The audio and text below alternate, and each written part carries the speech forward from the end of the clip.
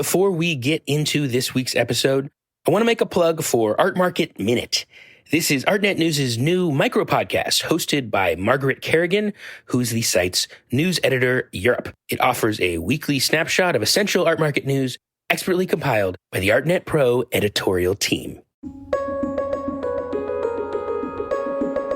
I really think we need to show just how bad some of the politics are that are being built into AI systems in terms of how they're classifying people. Hi, I'm Andrew Goldstein, and this is The Art Angle, a podcast from ArtNet News where the art world meets the real world, bringing each week's biggest story down to earth. These days, as nationwide protests are endeavoring to push back a system of brutal, over-aggressive law enforcement, one of the movement's most powerful weapons is the ubiquitous smartphone with its ubiquitous camera. This was the tool that captured the murder of George Floyd, that captured the murder of Eric Garner, and that has captured the deadly force wielded against Black men and women by the police for too long. But there's a catch. The same technology that allows witnesses to expose oppression is far more often used by governments and conglomerates as a means of oppression, as a mode of surveillance devised to keep masses of people in check, with implications that make Orwell's 1984 seem quaint. One person who has been investigating the world of high-tech surveillance and its implications for a biased carceral state is Trevor Paglen, a world-renowned geographer turned artist who has employed exceptional daring-do to visualize modes of control and turn them into artworks that can be displayed in blue-chip galleries like Pace and Metro Pictures. As someone who came to art through prison reform activism, Paglen has also made searing work about the way that the most advanced forms of surveillance, artificial intelligence-enabled facial recognition, actually imports old racist biases into the digital realm. Here's an interview with Trevor recorded in the days before the protests over George Floyd's death shook the world. Thank you very much for coming on The Art Angle, Trevor. Thanks so much for having me, Andrew. I really appreciate it. So I always like to start with the same question in these strange pandemic days, because the answer is always pretty surprising. So where are you right now? Yeah, no, it is a good question. I am currently in Woodstock, New York, and I've been going back and forth between Woodstock and my studio in Brooklyn, in Bed-Stuy. To dive in here, if you look back over your CV to date, it reads less like your typical artist career and more like the plot from a Mission Impossible movie. Or actually, maybe the entire Mission Impossible franchise. To kind of list a few highlights, you have infiltrated prisons, you've investigated Area 51, you've spied on the NSA, you've worked with a famous whistleblower, you've scuba dived for your undersea cables, and you even launched artworks into outer space, which I don't think we're going to have time to get into on this episode. But now you're doing some very provocative work to unmask the operations of artificial intelligence and computer vision, which we're definitely going to talk about. Yeah. So before you started working with this kind of underworld of government secrecy and black ops, you actually grew up on a string of military bases yourself. So you were moving around with your father, an Air Force eye doctor. Yeah. What was it that first made you start to become interested in making art? Yeah, I mean, it's a tricky thing because I've made art my whole life for as long as I can remember. I don't think that there was any particular moment where I decided, oh, I'm going to be an artist now. It was just always something that came naturally to me and just something that I was always doing without even thinking twice about it. So eventually you do what a lot of budding artists do, and you went to art school at the prestigious Art Institute of Chicago. But then afterwards you did something that not so many artists do, which is that you went to Berkeley to earn a PhD in geography.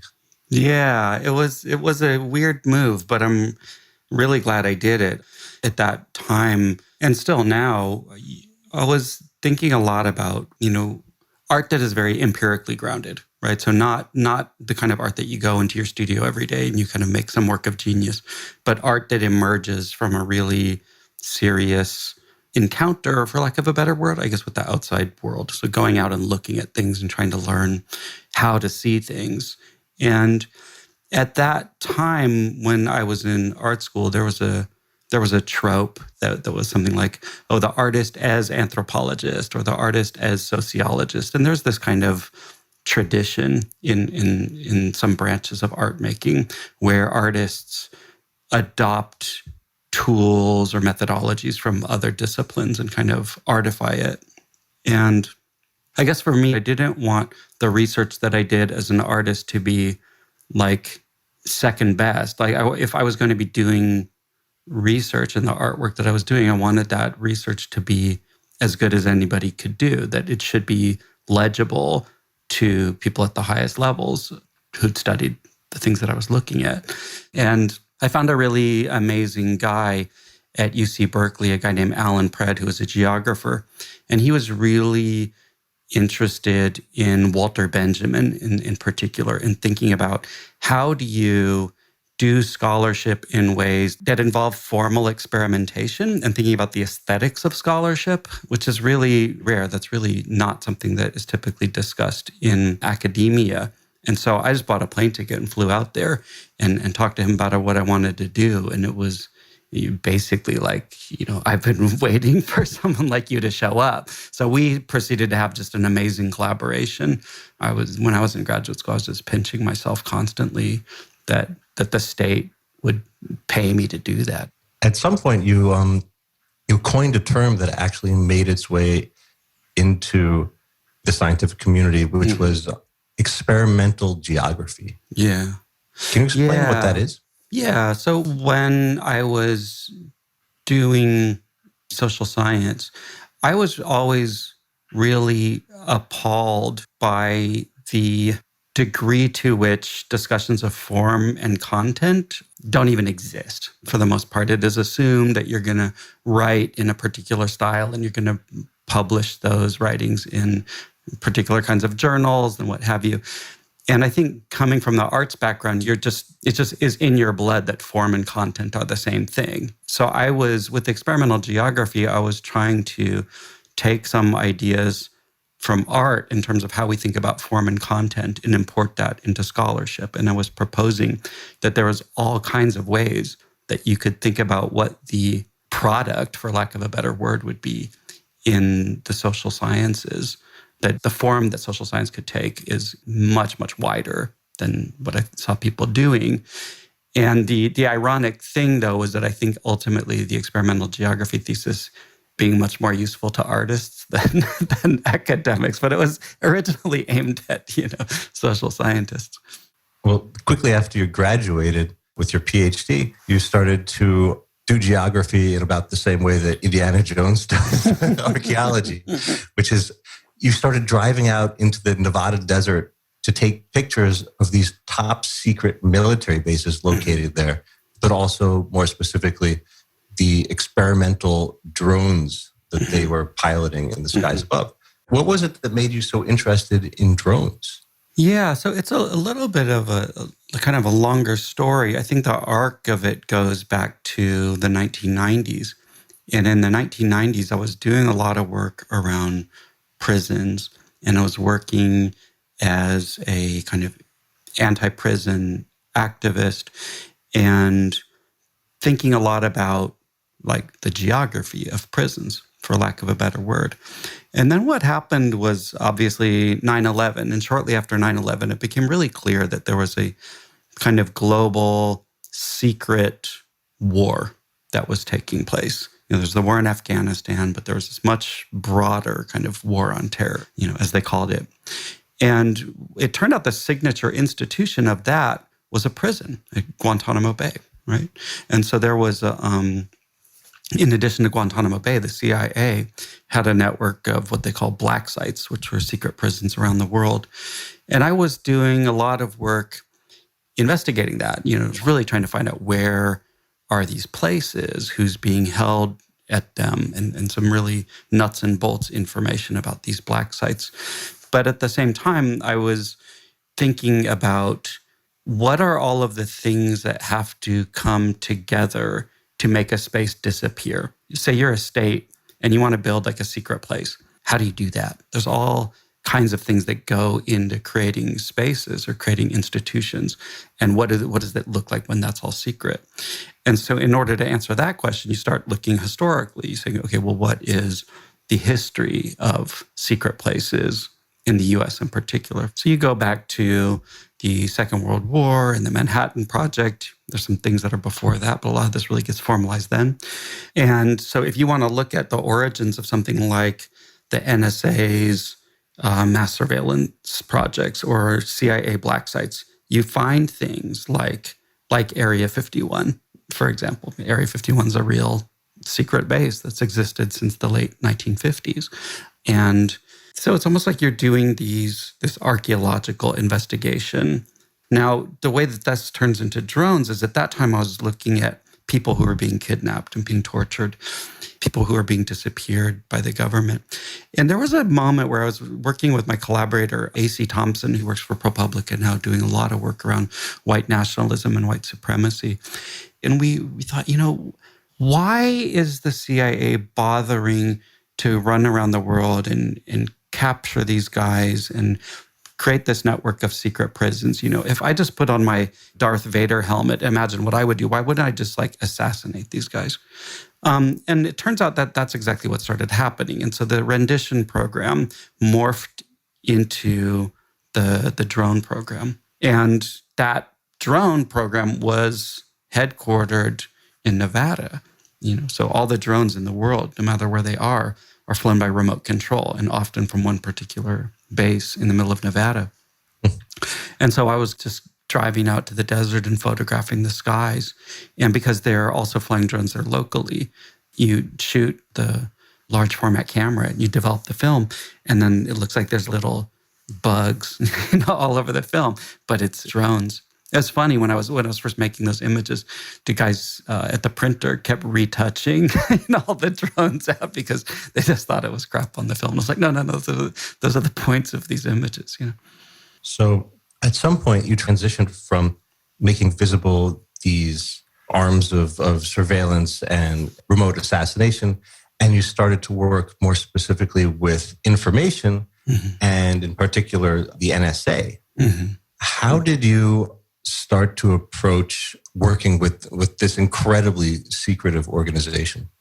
Yeah. So I had, at that point, written a couple of books about military secrecy and obviously done a lot of artwork and a lot of geography work on this topic.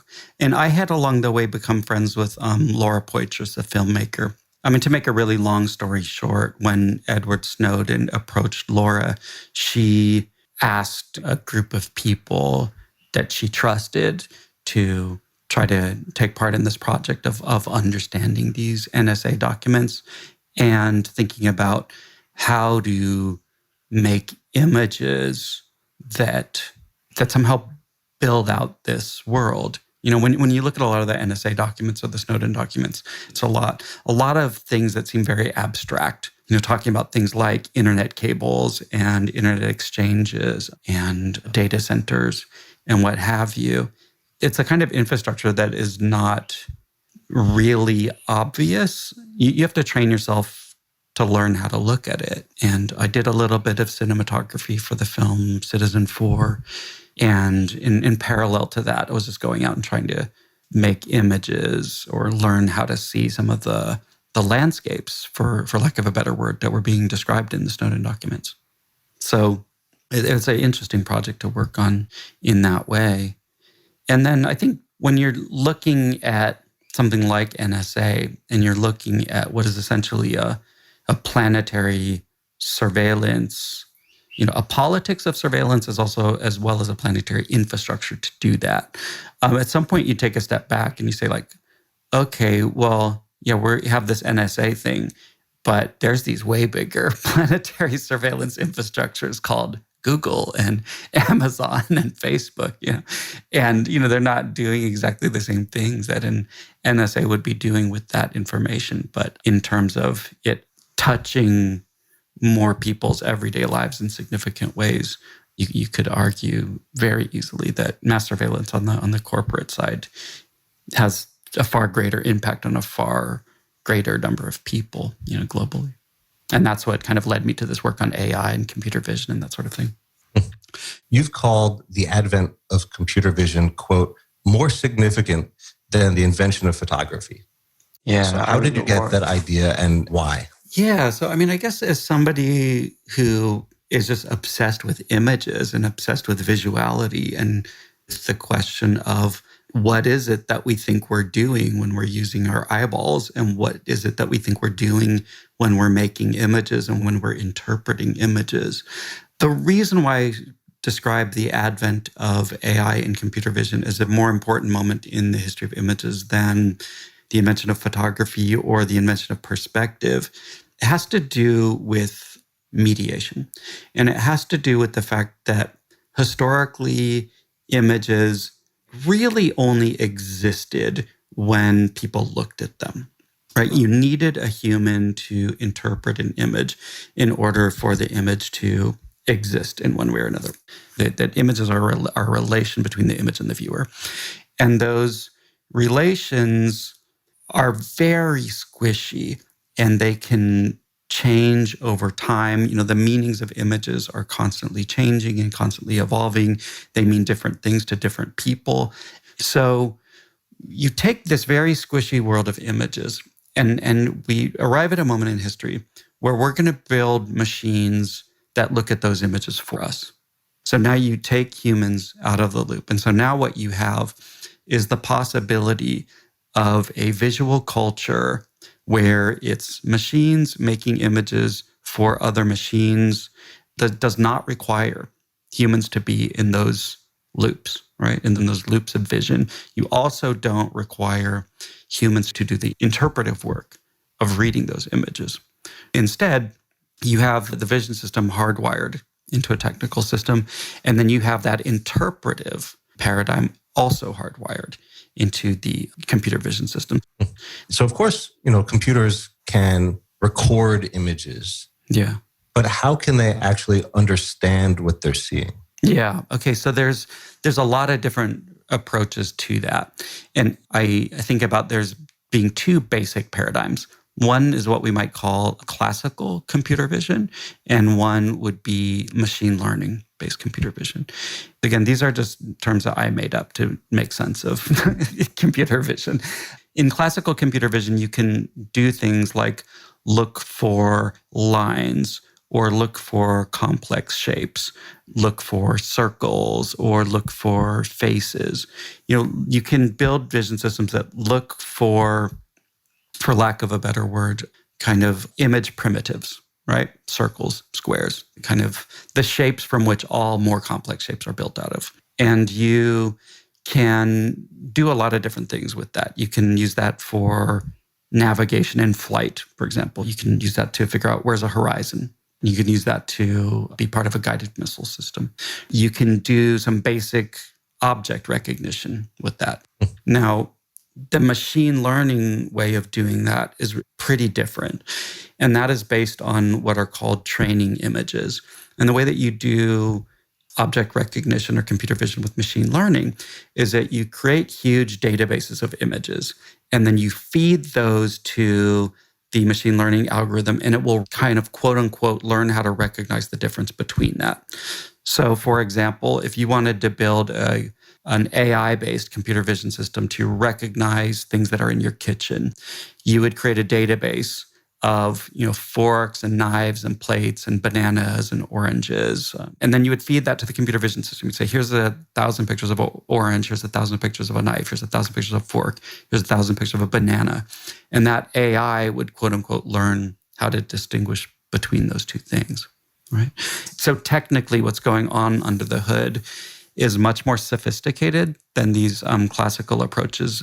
So you did some experiments where you tapped into these databases of computer vision to build these data sets that would create artworks. And some of these artworks can be beautiful, but they can also be the stuff of nightmares. Yeah.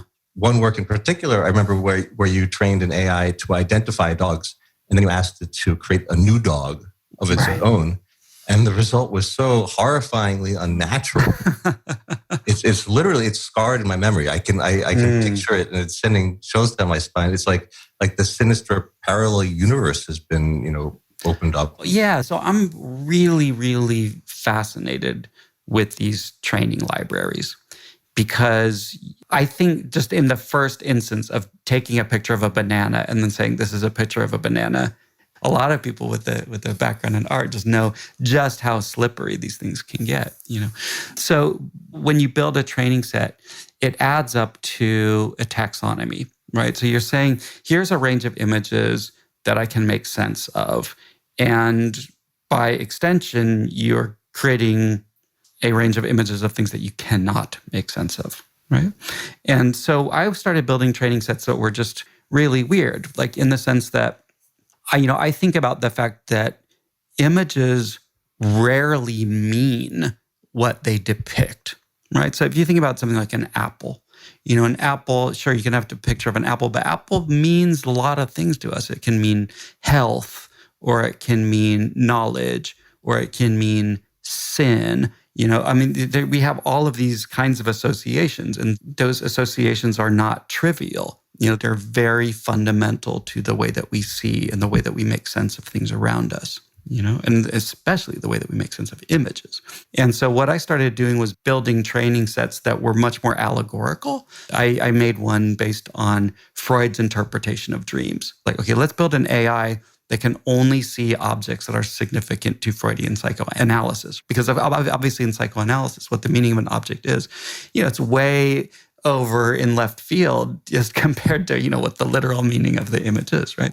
And so I think about this a lot, the world of metaphor and the world of allegory that those of us with a background in art are so familiar with is just a really strong refutation of some of the basic premises of what is built into AI and what's built into computer vision.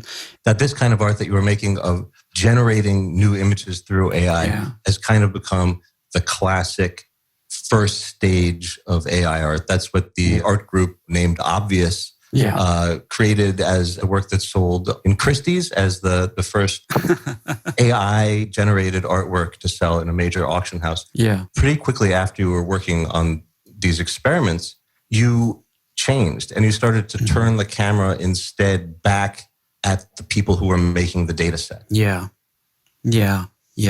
So the more that I worked with these training sets, the more and more I was looking into the kind of aesthetics of them, the styles of seeing built into them, and the politics of classification that's built into them as well. And this stuff gets really tricky really quickly. So for example, a common application of a common computer vision system is look at pictures of people's faces, and they want to build algorithms that just say, what gender are you? Are you a man or a woman?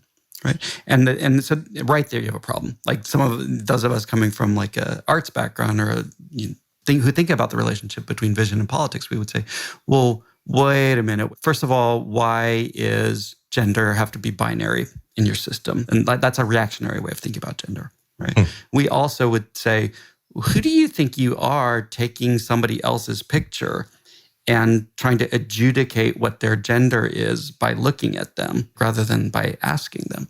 And so the point that I'm making here is that you very quickly start to see how these AI systems are not just technical systems, but there's all kinds of politics that are baked into them in terms of how the data is collected, how those interpretations are made, and what the politics of those taxonomies are. And so I became a artist fellow at a group at NYU called the AI Now Institute that studies the political implications of AI.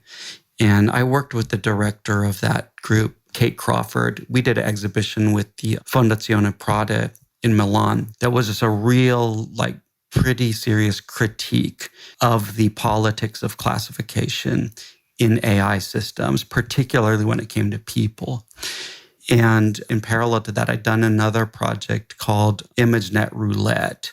And that became quite a phenomena. And it's also very unconventional because it's not your typical artwork where you go into a gallery and you see something on the wall and you think about it. This was actually a participatory app that people could download from the internet. How did it work? Like I mentioned before, there's all these standardized training sets that are commonly used to teach AI systems. And the one that's maybe the biggest gold standard that's out in common use is called ImageNet, which is a database of images that was created at Stanford University. ImageNet is a collection of about 14 million images that are organized into about 22,000 categories.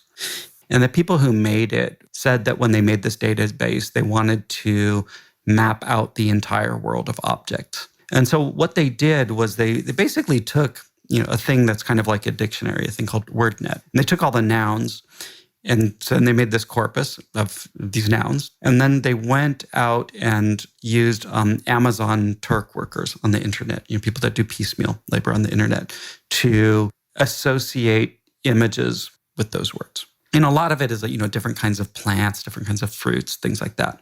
But of the 22,000 categories, there was about 2,500 of them that were kinds of people. Like there's categories of like scuba diver, a bunch of pictures of people scuba diving, cheerleader, a bunch of pictures of cheerleaders. And it goes on and on like this. But there's a lot of categories that were just really like racist and like really misogynistic and really like cruel. There's categories like slattern, slut, like literally. And then there'd be pictures of women inside this category. And then there'd be one like bad person. And then there's pictures of people that these researchers had labeled bad people. And then those images and those classifications are just kind of imported into AI systems. And so what I did is I took all of those people categories from ImageNet, and I trained an AI model of it and then built a web application where you could go online and you could upload a photo of yourself, and that would tell you what kind of person you were according to this, gold standard of training images in AI. It gets really controversial really quickly. I said on the website, look, this is very regularly going to produce misogynistic results, racist results, misanthropic results. And I really think we need to show just how bad some of the politics are that are being built into AI systems in terms of how they're classifying people. And so it became this viral thing on Twitter and the internet. It crashed. What ended up happening was that the people at Stanford came out and said that they were going to go back and revise that data set. And they said they were going to take out 600,000 images and delete a lot of the categories from that data set in response. I don't think that's going to work, but that's a more philosophical conversation. Here I should just point out as a devil's advocate to say that, sure, there are biases and maybe the individual gets lost in the aggregate of some kind of larger data set. But facial recognition does enable mass automated surveillance, and that can help solve crimes. And in fact, the Chinese government, which operates the most extensive surveillance apparatus in the world, has been using it to help fight the coronavirus epidemic very successfully. Yeah. So is this kind of mass automated surveillance such a bad thing? Mm-hmm. Yeah. So I think there's a lot of different ways to answer that question. First of all, where is the power in any kind of system? Like, who gets the power to look at who? Who gets the power to do what with that information, right? And I think you'll find in these kinds of facial recognition systems, the model is not a democratic one. There's one person who does the seeing and the recording, and there's everybody else that gets recorded and surveilled. The second thing is you can think about, if we go into this world of machine learning and AI and affect and identification, you get this whole world of classification and taxonomy and who has the right to judge somebody else based on the interpretation of an image. A third aspect to it is, yes, you can have mass surveillance, and you can use that to make policing far more granular and far more efficient.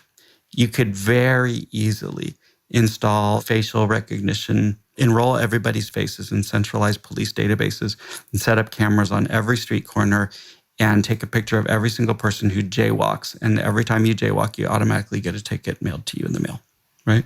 Which happens in China. Yeah, exactly. That's what happens in China. You can do the same thing for people's homes even. If you wanted to, you can track everybody's cell phone. You can track how many hours they're sleeping. And if they're not sleeping enough, you can make their health insurance rates go up. You can make their car insurance rates go up because you can assume that they're not as well rested as maybe they should be to go to work that next day. So there's all kinds of applications like this. And philosophically, I think about the fact that we need to understand anonymity as a kind of public resource, right? That there's also something that we gain as a society by not having the police be completely efficient. And we've always understood this. I mean, this is why you have things like warrants, right? I mean, think about something like, would there have been a civil rights movement if you could have perfect surveillance and perfect policing? So we can see the value of that on the other side. So there's that in the bigger question. Now, the coronavirus situation is tricky because you're right that surveillance has historically been one of many tools that governments have been able to use to prevent the spread of pandemics or curb their growth. And it comes down to the question of, do you actually trust the Trump administration? Really, it does require either a totalitarian government or a society in which you really do trust the government to a much greater extent than I think this government, has earned trust. You just said it requires a totalitarian government, but doesn't it create a totalitarian government? Yeah, it's exactly. It's a chicken or the egg kind of thing. Like that is the politics that's built into the technology itself, right? The historical analogy here or precedent is the panopticon, and that was, of course, that was a prison. Indeed. And it's interesting. The panopticon's origins are actually in earlier surveillance systems that were built for the plague, right? Mm-hmm. Wow. Yeah.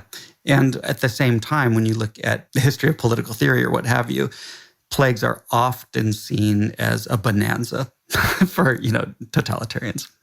Because that's the question. I mean, how is the coronavirus accelerating this increasing move into surveillance? Yeah. So I think that's happening in a lot of different ways.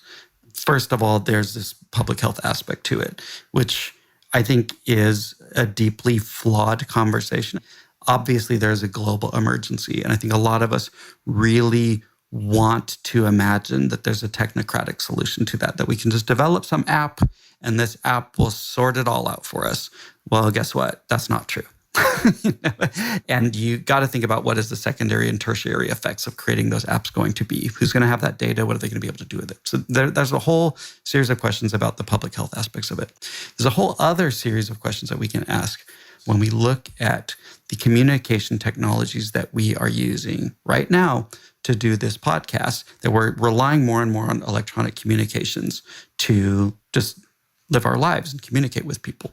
Right. And the platforms that we're using are, first of all, in the business of surveillance. And secondly, as we do more and more work online, and as more and more schools actually start transition to an online model, the surveillance tools to measure things like productivity, attention, affect are going to be more and more built into the platforms that we're using. And this is going to happen in the work domains, in education domains, et cetera, et cetera, et cetera. And not only will that data be used to evaluate students, and not only will it be based on very flawed assumptions, but that information will then be sold to third parties like insurance companies, healthcare providers, to kind of create a complete biometric record.